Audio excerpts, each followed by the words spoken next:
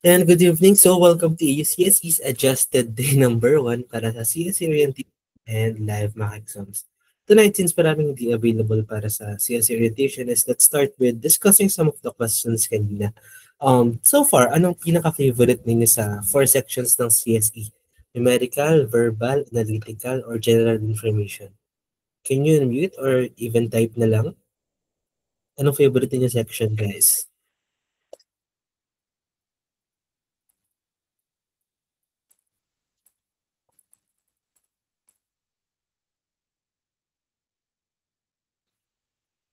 Verbal, Janet.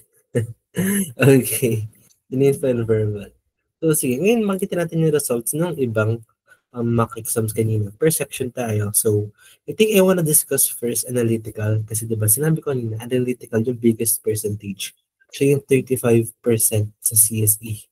And yun yung titignan natin ng scores right now. So,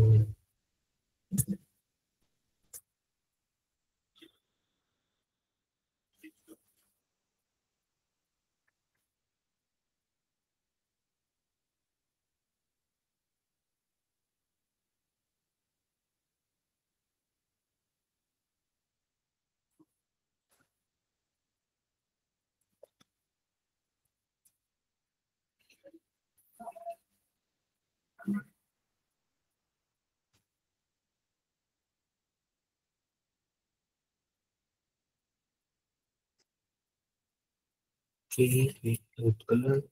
Yun.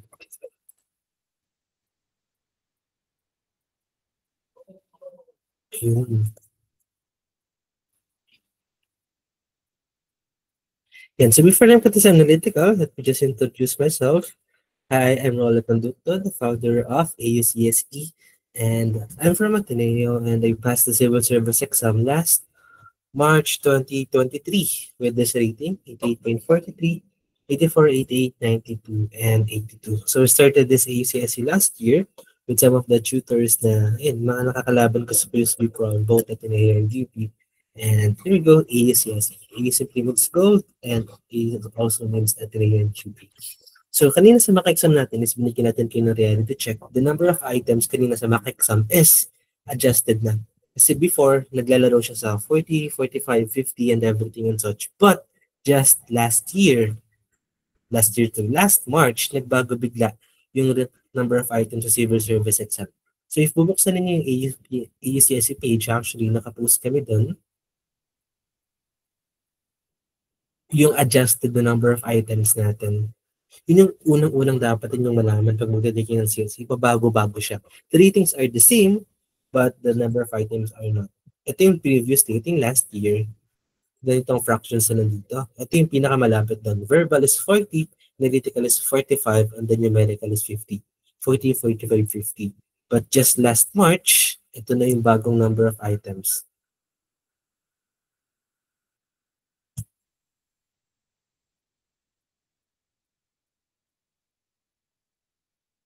Again. So from 40, 45, 50, naging 45, 32, and 65. And funny enough, same pa rin na 35% yung analytical, but bumagsak bigla yung number of items niya. Ibig sabihin nun, isang error, mas malaking percentage yung may higit sa inyo pababa. Yun yung nangyari sa analytical. And mas super critical niya, highest percentage, lowest number of items dun sa big 3, mas naging mahirap siya technically. And then numerical, 65, nag-over-over naman siya. And then verbal is 45. Yun yung major changes natin. Okay? So right now, Akyar, you already finished the exams just kanina. So if you don't want to listen right now, you can leave naman. And I'm not gonna prohibit you from leaving. Okay? So yan, as I was saying, tingnan nyo dapat malaman is nagbabago yung number of items per no. And na-surprise sila. Wala naman announcements ng CSE eh. Right before the exam, sasabihin ba nila na ito yung number of items? No. So we should be prepared. Kaya pinaplano natin na, for example, i-maintain nyo natin go 1 hour per subject, tapos biglang naging kanta, 30 na lang sa analytical, and then sobrang dami sa numerical. Dapat is prepared tayo for whatever changes na bigla na lang sasalpak pagdating ng August. Kasi more likely, hindi na magbabago yung percentage sa 30, 35, 30, but yung number of items, siya yung magbabago sa atin. Okay? So later, let's focus dito sa analytical, yung pinakamataas ang percentage at pinakaunti items. Anong score niyo sa analytical? Can you share? Can you chat? Anong score niyo sa analytical?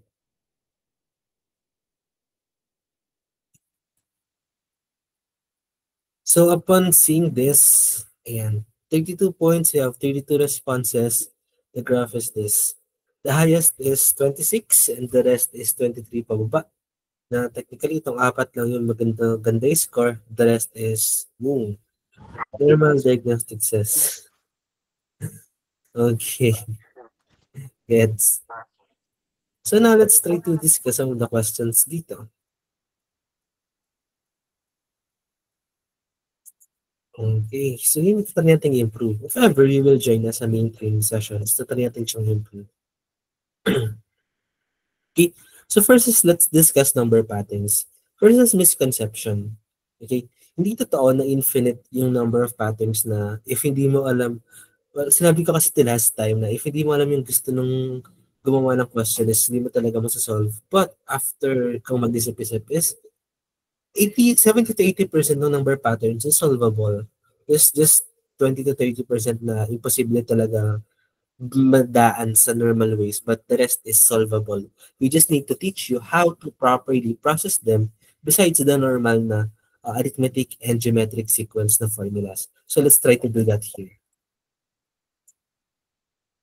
So for the first question, actually medyo sinet up ko to from normal arithmetic sequence, geometric sequence, and then paano yung ibang processing methods na pwede.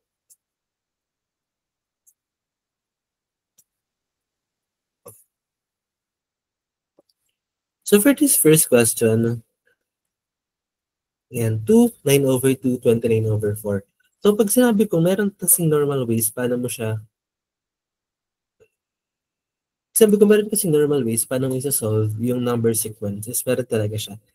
Ginawa namin, hindi ko pa i-reveal yung full guidelines kasi naka-reserve to sa paid or main training sessions, but bigyan ko lang kayo ng teaser kung paano yung full dito. Okay, so first is, you should look at the patterns muna. Okay? Rule number 1, if may fractions, convert to similar fractions.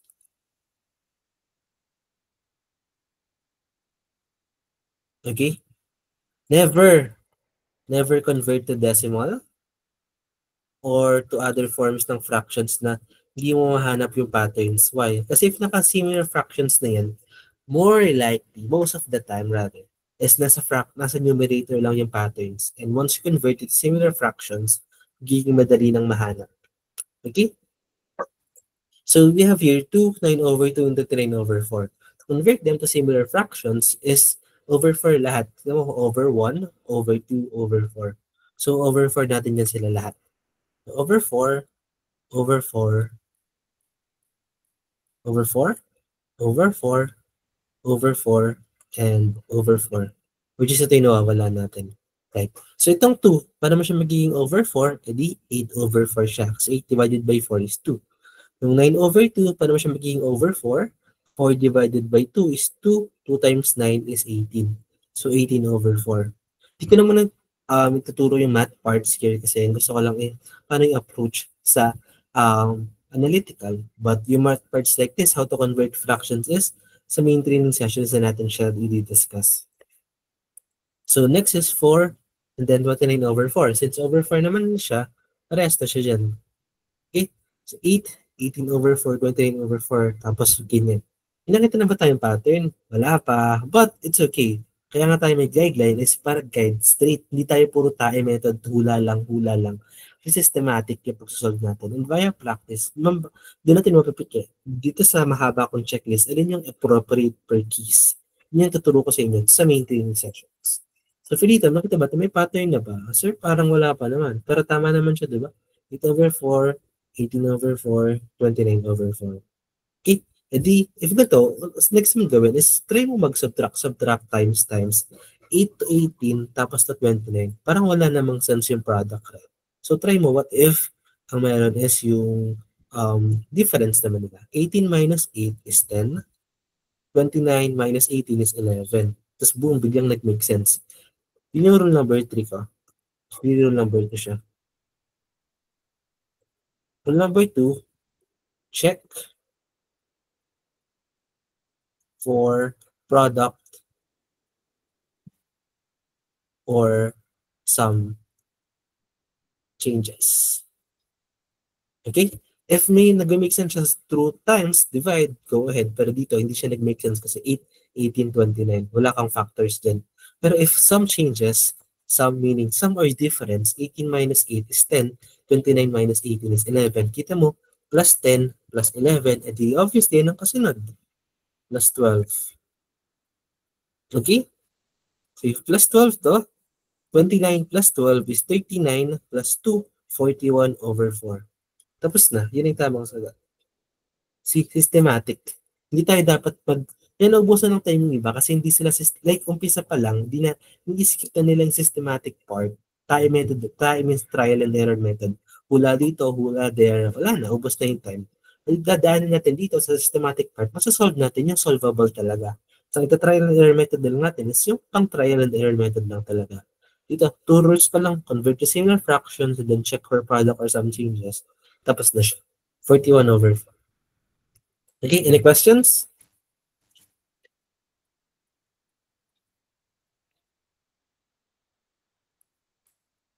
Wala, let's move on to the next problem. Paano po kumuha ng 12 po? 10 plus 11 plus 12. Paano po yung kumuha? Common sense siya, sir, kasi if this is plus 10, this is plus 11, nag-sequence siya eh. Plus 10, plus 11, obviously, ang next is plus 12. So, should na yung gagamit natin ng common sense kasi we need to find patterns na hindi explicit lahat. So, if dito is plus 10, dito is plus 11, huhulaan mo, ano yung most likely na kasunod? Alangan namang plus 9, plus 13. Na magkasunod lang siya, 10, 11, 12. Kaya most of the time, if magkakasunod lang siya, yung common sensically na dapat kasunod is plus 12. Okay pa ba, Sir Mervin? Opo, sir. Opo, sir. Okay, so let's move to the next problem.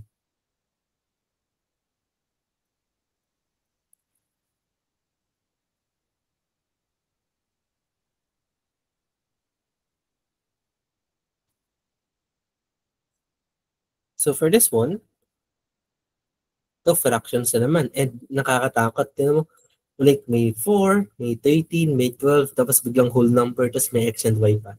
Ito yung sinabi ng iba na, skip na lang. Ang hirap naman. Pero don't skip nang hindi nyo pa natatry i-process. Kasi minsan, looks scary lang siya sa outside, tapos madali lang pala in the inside.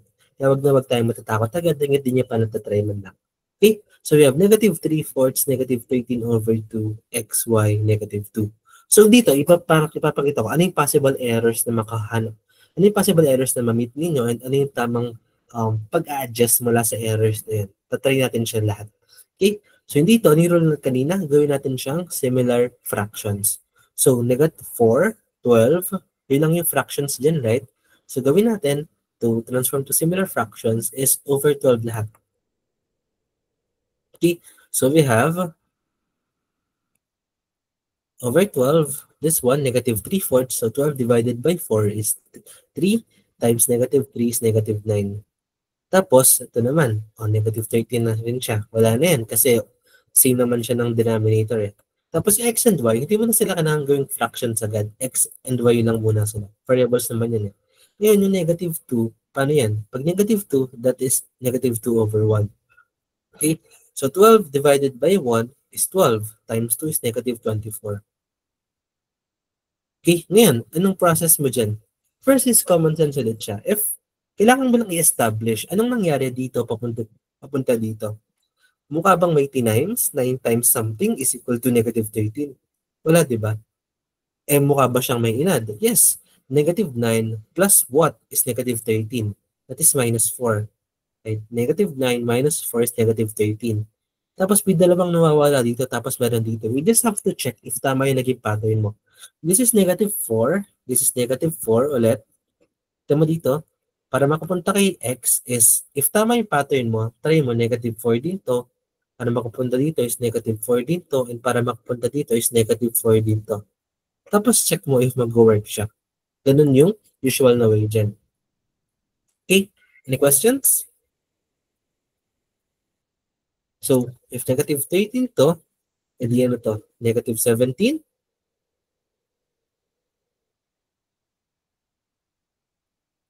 Magiging negative 17 dito. Tapos magiging, ano to? Negative 21. And then magiging negative 25. So, may mali dyan. Paano nang gagawin natin dyan? Okay? So, sa mga errors like this, kapag hindi siya nag-work, is pupunta tayo dun sa mga next rules natin. This is number 1. This is number 2. Okay? Any questions? Kung paano natin siya select? Okay, hindi porket may ginawa kayo sa tama na siya agad. Yun yung justify natin sa next rules natin para natin siya masasolve. Okay, so for this one, yung first try natin is hindi siya nag-work. Sabihin meron pa tayong dapat matutunan. Okay, so right now, pause muna tayo for this one kasi tuturo ko paano gamitin yung ibang rules para pagdating sa ganitong problem is pwede na tayong mag-deduct na lang ng okay? So, pause muna tayo for this one kasi hindi nag-work yung first two rules natin. Ano ba ibang rules na pwede natin magamit pag naghahanap tayo ng pattern? Let's move muna sa question number 3.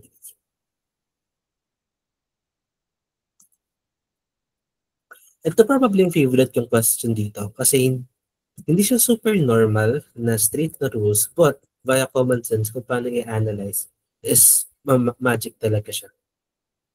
Okay, dito, sir, isa lang yung fraction. Pag isa lang fraction, gagawin ko ba siyang fraction lahat? So, gawin ko bang over 5 lahat? Sige, go. Try natin kung may mangyayari. Number 1, gawin mo siyang similar fracts.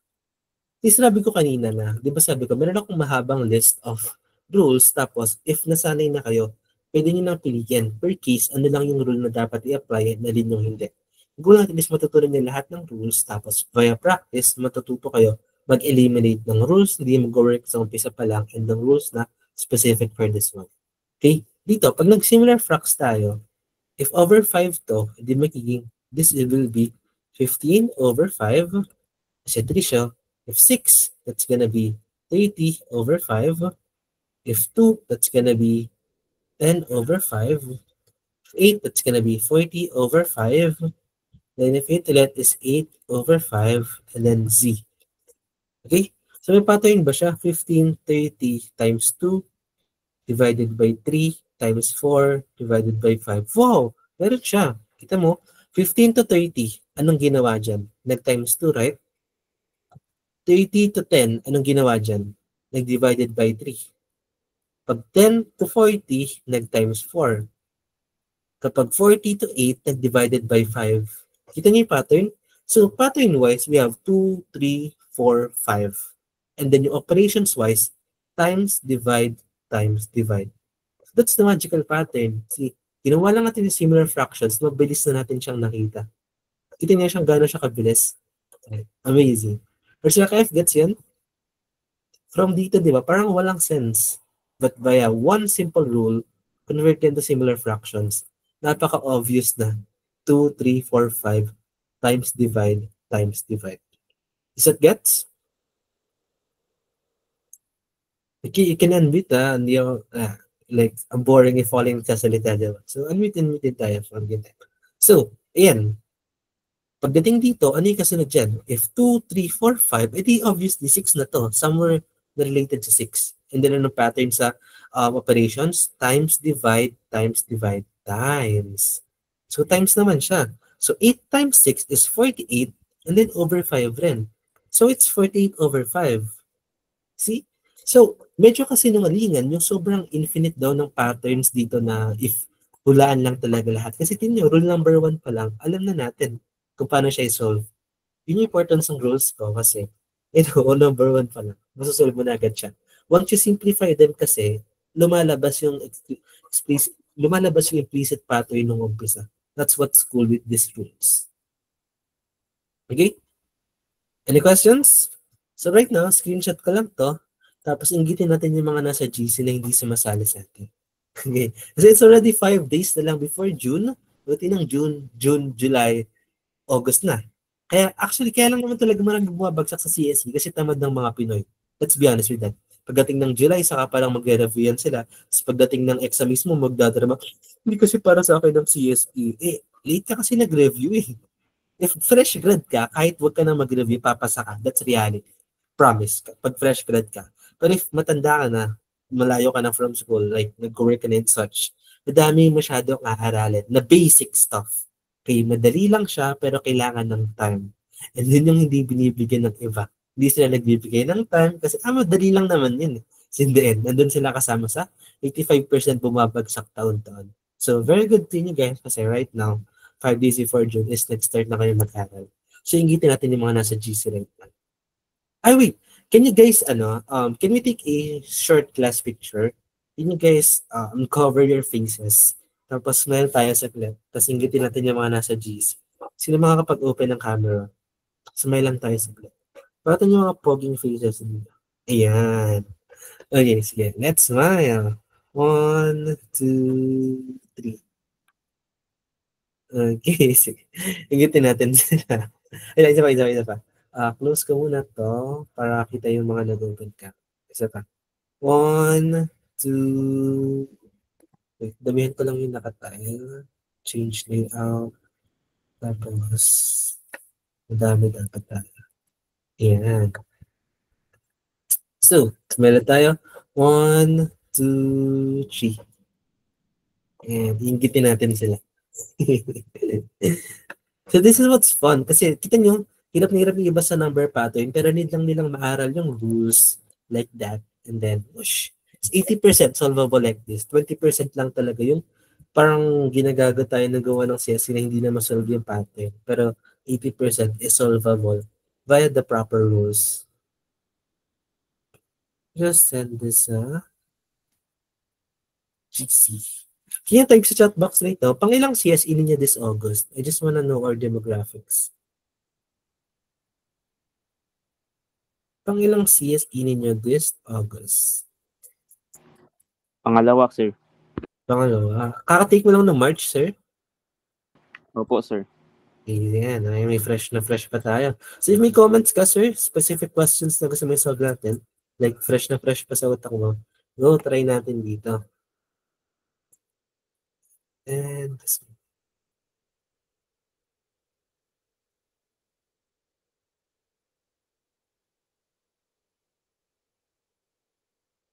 Ayan, so send sa first GC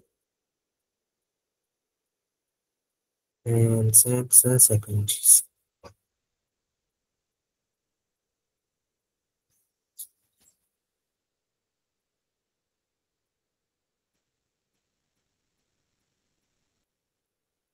Okay, so let's continue. Tanong ko lang po. Yes, sir.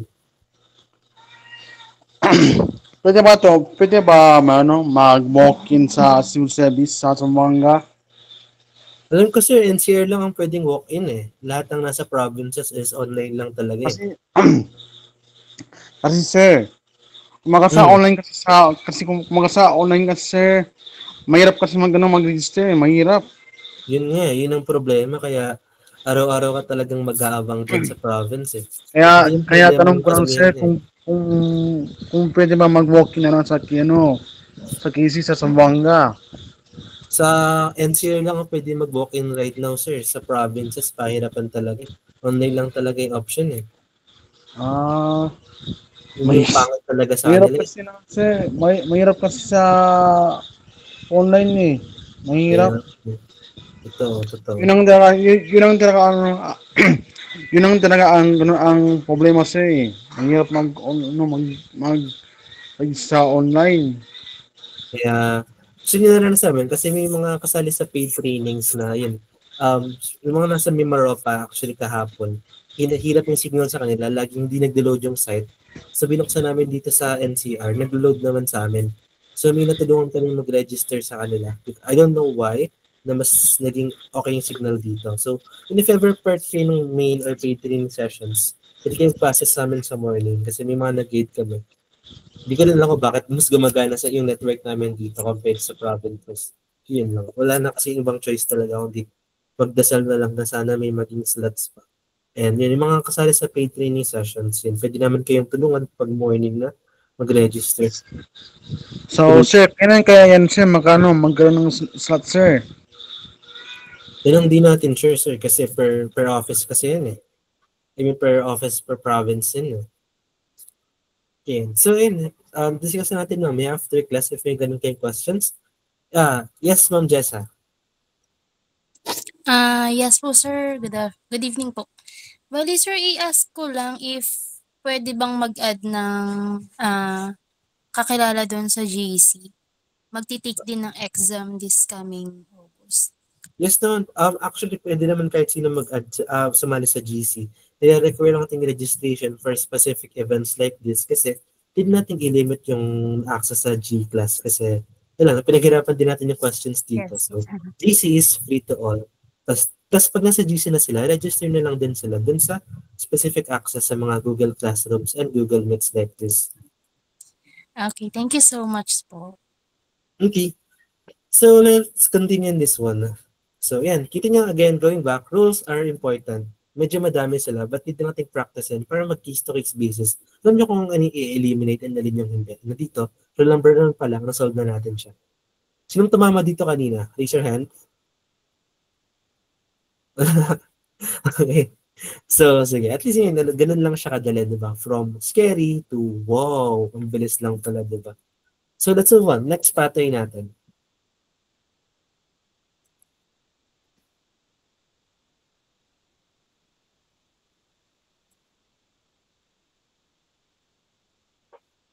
So let's solve this one. So we have 24, 2, 12, 4, 6, 8, A, B, Z, D, Y, Z, blah, blah, blah, blah. So ito yung... Sir, Oh yes, Sir Michael ulit. kasi sir, nag-post kasi dun sa Steam service, pwede naman mag-walk-in sa KCC, sa Zamboanga. QC, Or- Zamboanga, sir? Opo. QC? Yes sir, nag-post dun sir, sa KC, sa Steam service. Sige sir, mamaya natin siya pag-usapan after class, sir, kasi napaka-case specific. For now, focus muna tayo sa lessons. Okay lang po ba yun, Sir Michael? Sorry po. It's fine, Sir Michael. Mamaya check natin yan, Sir Michael. Sorry po. Okay. Now, going back, recap tayo. Case number 1 natin, simply convert to similar fractions and then kita niyo yung pattern, plus 10 plus 11 plus 12. Case number 2, hindi nag-work yung number 1, kaya kailangan pa natin matutunan yung ibang rules. And may twist actually dito na tuturo ko mamaya. In case number 3, is dito, similar fracts pa lang, 1, 2, 3, kinonvert lang natin sa over 5 lahat. And yun din reason ba't kailangan super galingin niyo sa basics, like converting fractions, converting similar to similar, mixed to improper.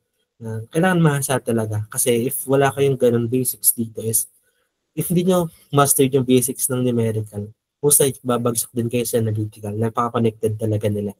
Okay? And after nyo ma-convert, anong pattern? 2, 3, 4, 5, 6. Then times, divide, times, divide, times, divide. Hindi siya illogical, hindi siya bida-bida. It's very obvious. Yun yung gusto ko matutunan ninyo na dito tayong kumakalat online na pagalingan, paramihin lang naman na mabasa sa analytical patterns. Kung hindi mo mabasa, wala na. Kasi solvable siya. It's a problem, so it's a problem solving. Yun yung kailangan nating matutunan. Okay, so next natin, 24, 2, 12, 4, 6, 8, A, B, C, D. Again, this is a problem. And for this one, this is a bit technical. Kailangan yung matutunan dyan is first, alternating patterns. And then second, arithmetic and geometric sequence. Okay, Rizan, sinong alam pa yung arithmetic and geometric sequence?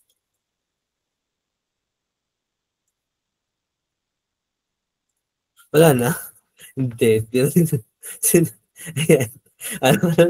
Pinakita mo mga bata-bata pa dito eh. Dapat alam din. Alam pa yan. Okay. So, dito, this additional, it's not a rule, it's a topic na we should be knowing this point. Ayan. Okay. So, dito, obviously, bakit arithmetic and geometrics? Let's lipat here sa... I'm gonna lipat lang to a bigger whiteboard kasi mas malapit ang question. Spark. And then, board. First, second. Open na.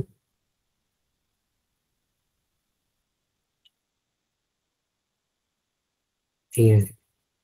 So, lipat lang tayo dito sa... Okay.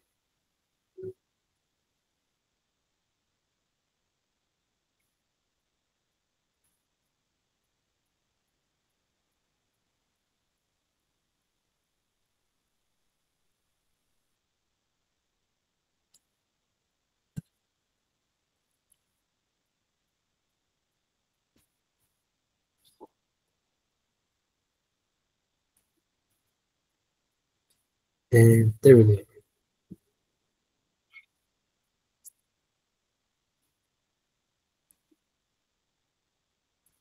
Ayan. Pag i-process natin to, first is huwag kayong matatakot if may variables and may numbers. Why? Kasi dalawa lang naman yan. Either nag-transform yung numbers to variables or yung variables is just a signifier na may numbers sa kanila, may numbers sa loob nila. Yun lang yun. Okay? So, for example, this one, when this says na, just move this, yeah. Okay, if this is 24 to 12, and check, change.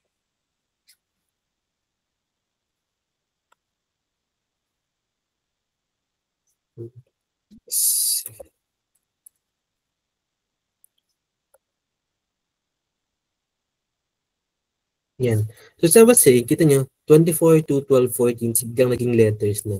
Sir, paano yan? May pattern ba yung numbers to letters? If ganun yung tanong ninyo, tama. Kasi first is wala. Okay? Ibig sabihin ng letters dito is may numbers behind them. Hindi lang natin alam kung ano sila. Parang silang multiple x. This is x, x, x, x, x. Hindi natin alam kung ano sila. Pero part sila ng pattern na to. So, they are really numbers. Okay? Hindi porket letters and numbers is, paano makukuha yung pattern from A to A? Diba? Walang sense. So, A is also a number na hindi lang sinolve. It's just a signifier na ito yung number of items here na hindi nakatago, na nakatago. Tapos ito yung solve ninyo. Ganun yung meaning na itong numbers and letters na magkasunod. Okay? So, nabalin po ako dyan kanina. So, this is fun. Pagdating dito, kita nyo to. First na rule natin, ano yung rule natin kanina? Similar fractions. Meron bang fractions dito? Wala po. Okay? Wala siyang fractions dyan. Walang fractions, hindi mag-work yung rule number 1. Rule number 2, check if mayroong pattern sa plus or minus or times and divide. Okay? May pattern ba? 24 to 12. 24 to 2 is divided by 12. Tapos naging 12. Tapos naging 4. Naging 6. Naging 8. Parang initially wala. If walang di nag-work yung 1, 2, punta tayo sa number 3, alternating. Di nag-work yung 1 and 2, check mo yung alternating. Alternating, at least 2. Okay, lagi mong check muna. May, ano yung sabihin na at least 2? Wait, tigas na yun.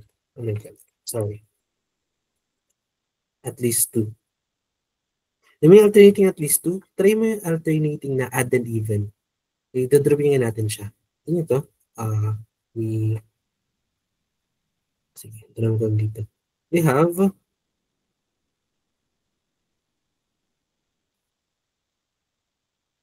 ayan. Ang numbers natin is 24, 24, 2, 12, 4, 6, 8, A, B,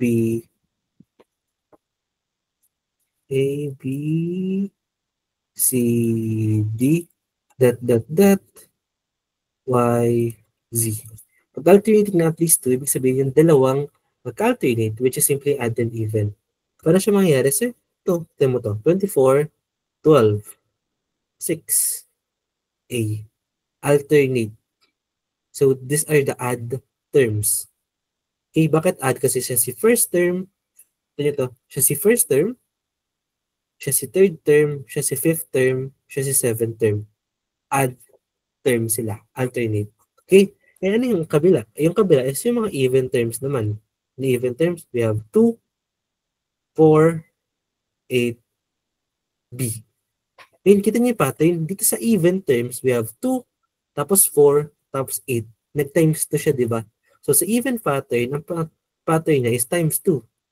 Right? Tapos add, ano pattern sa add, sir? Sa add, edi check ulit natin. So may pattern pa lang, ganun. Ano pattern sa add? 24, 12, 4. Kita nyo? Naging 24, tapos naging 12, nag-divide sa 2. Naging 6, nag-divide na naman sa 2. So ang pattern dito is divided by 2. See, that's rule number 3. Check for alternating patterns. Just draw. And then kita nyo yung pattern times 2 and then divided by 2. Nakita nyo na ba siya? Heart siya, nakikita nyo na yung pattern? Linearly, wala. I-divide nyo lang siya. Alternate at least 2. Saka nyo siya nakikita.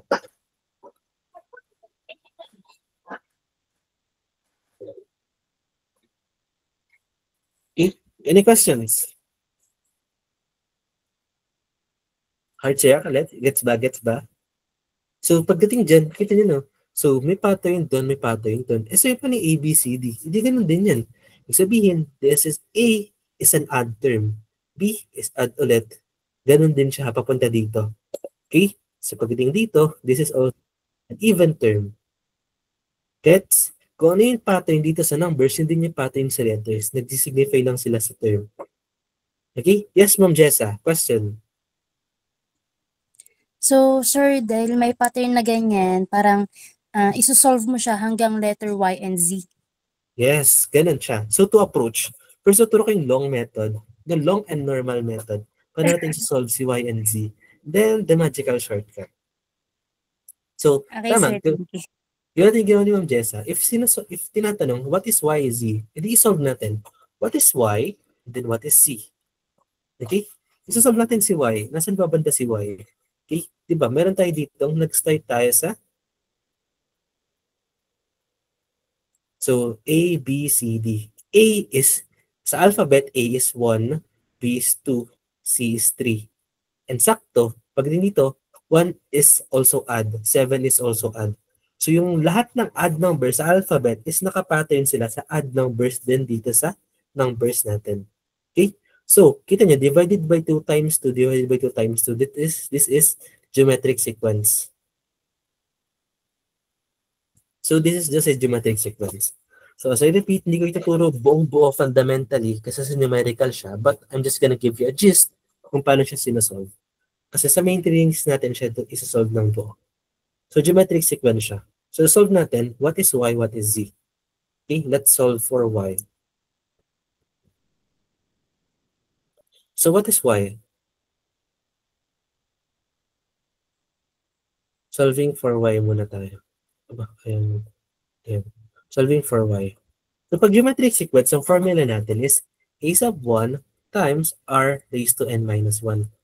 So, ang A sub 1 natin? Ang A sub 1 natin is 24. Kasi part C, Y, nung yan, A sub 1 natin is 24. Kasi Y is part nitong add terms. Okay, add. Diba? 25, Y is the 25th in the alphabet. So, technically, part siya nung add natin na divided by 2. Okay, so 24 times 1/2. R is 1/2. 1/2 means divided by 2. Okay, and then N minus 1. Ang problema natin ngayon is N. Pang ilan si Y? Okay, dito gagamit natin ng napakalupit na common sense natin. Paano common sense? Kasi first, pang ilang add number siya sa alphabet? Diba? If na alphabet is 26. If alphabet is 26, diba? If 26 yan, edi 13 na odd numbers, 13 na even numbers. And dulo si Y, diba? So, ibig sabihin sa alphabet, pang 13th si Y. Di mo na need isulat yung buong alphabet, ha? Disclaimer. Then namamali iba, eh. Like, sinusulat pa nila yung buo just for a single problem.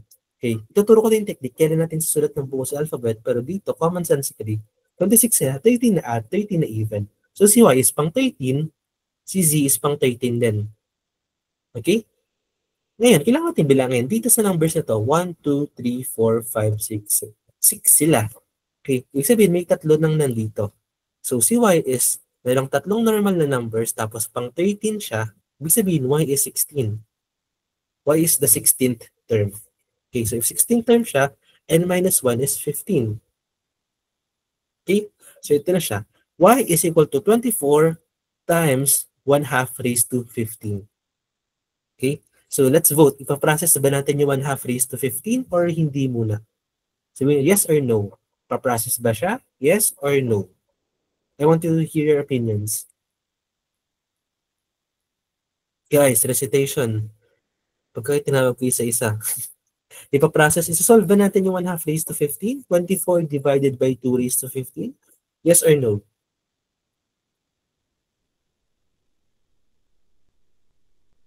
Guys, I just need your idea. Hindi ko kayo pagsasolvein.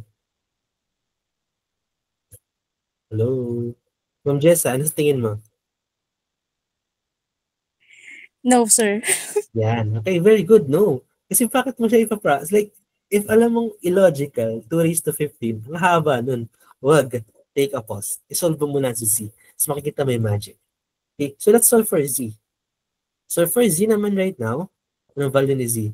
Z is still A raised to 1, so which is 2. Z is 2. Ba't ba ako naka-black? Black wall tanda.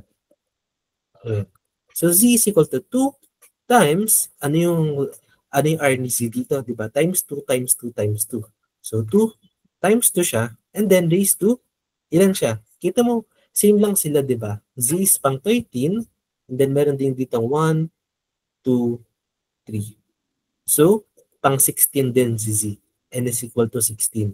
Kaya pagdating dito, is equal to 2 raised to 15 siya. Okay. Ito yung value ni Y, ito yung value ni Z. Anong tinatanong? What is Y, Z? So, technically, kailangan mo lang ipag-times tong dalawang to. Okay, di ba? What is Y, Z? So, Y is equal to 24 times 1/2 raised to 15. Ito si Y. Then, ano si Z? Z is equal to, zoom in tayo dito. Yan. Z is equal to 2 times 2 raised to 15. Okay, nakikita niyo na ba yung magic? If pagta-times natin to, 24 times 2, that is equal to 48. If pagta-times natin tong dalawa, ano to, simplify natin ha, this will be 1 over 2 raised to 15. Ito siya, di ba? Yung kabila, 2 raised to 15. Anong makikita ninyo? Anong makikita ninyo? Cancelled. Di ba? Hindi na natin i-process. Naging cancelled na sila. Ano na lang natin 48. Ang dami nating pinagdaanan, pero kita niyo yung solutions natin. Tignan niyo, ano lang solution ko. Ito, nire-rate ko lang to para sa inyo. Pero ano lang sinulat ko? Ito lang yung solution ko dyan, no? Kita niyo, 1, 2, 3, 4 lines. That's how you solve systematically. Mukhang nakakabaliw, right? Pero ano lang solution natin? Just this 4 straight lines. That's how we do it here at AG. Okay, so the answer here is 48. May tumama ba kanina? I think, may tumama kanina. Saan tumama kanina? Ayan, very good. Tama pala, Ma'am Jessie. So, yun na. Ganun siya kasaya. Okay, you don't need to process everything. You just need to follow these strict rules and then boom, magically, masasolve mo na siya. Imagine from nakakabaliw to just alternate. Rule number 3 pa lang to. And then geometric sequence na 2 lines lang siya for Y and Z. Well, actually, 1 line nga lang kay Z. Tapos, cancelled na sila. Okay? Any questions? That's naman? Ayan. Okay, so, very good. Unfortunately, hanggang dito lang muna tonight because talagang 2:30 lang dapat, but I mean 9:30, pero marami pa kasing ibang questions about CSE mismo. So just for tonight is hanggang dito lang muna. Just a teaser kung ano i-expect natin sa main review sessions natin. And if you have any questions, just drop it sa GC or here right now. But yun yung goal natin, okay? Mag exams tayo para makita ninyo yung scores ninyo. And then, sa main training sessions, ganito tayo. I'm gonna teach the long solvings and then the shortcuts. Okay? Hindi pa tayo tapos. Okay. Sir, anong shortcut dito? Siyempre sa next session ka na yung sasabihin. Pero for now, damihin nyo muna to. Anong tutunan nyo dito? 1, 2, 3. You have to follow certain rules and then you have to know the basic or fundamentals ng geometric sequence and then arithmetic sequence. Kasi iba hindi alam gamitin to Like, they know the formula, yes, pero paano nila ina-apply sa problem mismo? Like this one. Yun yung kailangan nating matutunan. Yun yung i-engrave natin sa main training sessions. Okay? So, any questions for now? Sir, Yes. di ba recorded to? Isasend ko po ba ito sa amin? Well, that's just the bad thing. Well, sige. First, let's clarify kung ano yung part ng free training sessions and ano yung part ng paid training sessions para malinaw na rin siya. First is, based dun sa poster, let me just, ayan. Itong libreng pampagising, it's literally free. Lahat ng nasa Google Classroom is free. Mga exams, quizzes, daily practices is free siya. But, lahat ng hindi free is yung answer keys sa exams, which is yung diniscuss ko right now. So, dun pa lang is, hindi natin siya isa-share sa part lang ng free trainings kasi nandiyan na yung mga sagot eh. Lahat ng may included na sagot is, pag nandito kayo sa live sessions natin like this, na part ng free, go. You can aral them. Pero after that, yung recordings is, hindi namin siya i-share sa normal people, which is i-share lang namin siya sa enrolled sa hindi ko pa pala siya na-pin. Pin ko na yan. So, yun yung sinasabi kong main training sessions or paid training sessions. Siya yung may mga nagbayad kasi talaga for this training. So, lahat ng answer key, recorded sessions is para sa kanila yun. So, if you're gonna be part of the free trainings naman, pwede kang sumabay sa live sessions like this. Just after ng recording is hindi mo siya ma-access kasi hanggang free lang siya. Tapos, yung paid is this one. Ayan, sila. So, we have the actual training sessions na mag-start ng official classes namin ng May 31. And, wali pala yun so far. Anyways, so yan. Lahat ng recorded is, I think may mga ibang enrolled na dito. Unfortunately, pag enrolled is sa kanila lang magkakaroon ng access for the sessions like this. Kasi technically, it's part of the answer key na limited lang for the main training sessions. So, yun po siya, Ma'am Jess. Okay po. Pwede pong mag-enroll, sir? Or hindi na? Pwede na mag-enroll, ma'am. Ang ano lang is, well, technically, 900 kasi siya for the, ano tawag dito? For May to June. May to August 9. Tapos, sige na. So, technically kahapon kasi nag-end ay 50%. Do you wanna enroll under 50% off or kaya mo nang bayaran yung full na 900 pesos? Doon tayo sa 450, sir. Okay, so, actually May 22 lang siya natapos. Tapos, actually ginawa ko naman 400 lang eh. Nagbigay na ako ng super tawad. So sige, just for tonight, if may gusto sa inyo sumali sa aming training sessions, huwag nyo na lang sige na lang, sabihin ko na lang sa GC. So, announce ko na lang sa GC na up until tonight or maybe tomorrow lunch siguro, pwede pa rin kayo mag-enroll after 50% off. Tapos, ano included dito? Lahat ng nasa Google Classroom plus yung daily sessions natin na maging every night siya or every 2 days. Well, gusto ko kasi every night kasi masyado talagang madaming aralin. Pero depende pa rin sa gusto na class if gusto nilang every 2 days long or what. But night classes tayo lagi kasi may nag-work yung karamihan. Tapos yun, mock exams plus keys and then discussions and long solvings tayo and shortcuts. So for shortcuts, papakita ko sige. Discuss ako ng isang shortcut dito. So sa EU kasi, ang turo namin is lagi kami nagtuturo muna ng long solvings. Why? Kasi if nakalimutan mo yung shortcut, babagsak ka na. Ay, nawala pala yung ano. Pakita ko. Okay, this one. Ayan. So sa EU, ang turo namin is, ito yung panuntunan namin. Panuntunan.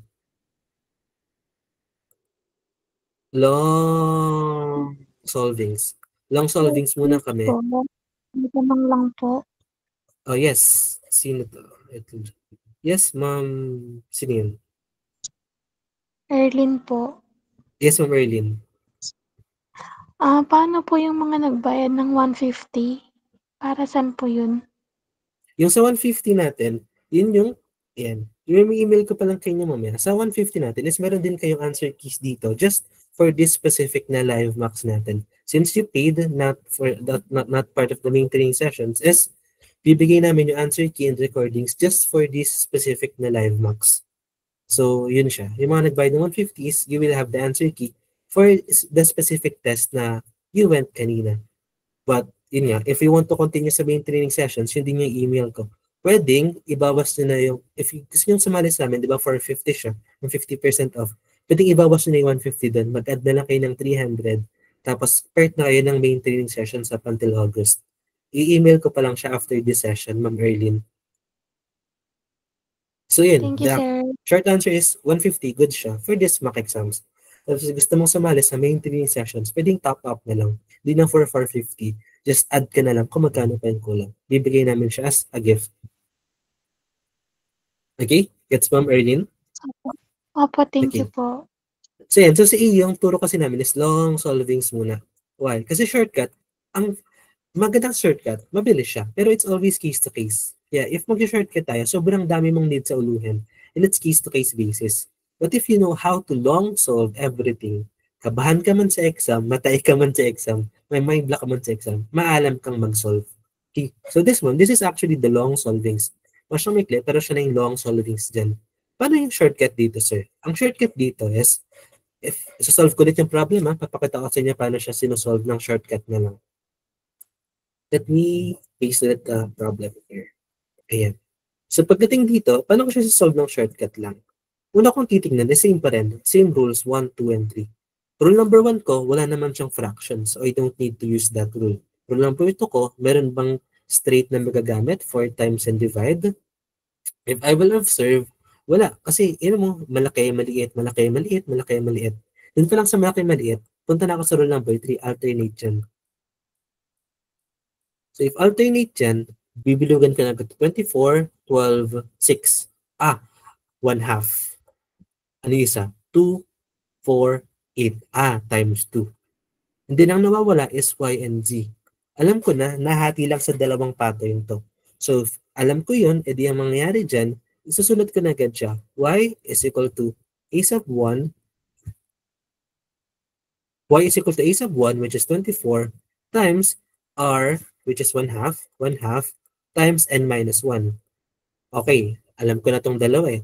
Yung isa, z is equal to 2 times 1/2 pa rin. C is equal to 2 times 2 raised to n minus 1. Okay? Pag dito, common sense na, kita mo to, 1, 2, 3, 4, 5, 6. 6 sila. Tapos A to Z is 26. So merong 6 dito, may 26 dito, merong 6 dito. Tapos, pareha sila, kita mo to, 1/2 and 2. So pag pinag-times ko yung 1/2 and 2, magiging equal to 1. Tapos pag chinik ko, even numbers to, ibig sabihin, pag hinati ko sila parehas, magiging equal tong dalawang to. So shortcut dyan, when I know the concept na equal to silang dalawa, mawawala na yan. Ito na lang yung ito times ko, 2 times 1/2 is just 1. Mawawala tong buong to. Ang matitira dyan is just this one. Equal to, yan. Equal tong dalawa, so mo iiwan to. Eksakto, 1/2 times 2 is equal to 1. So matitira lang dyan is itong dalawa, 24 and 2, which is equal to 48. So that's the magical shortcut there. Ano yung shortcut?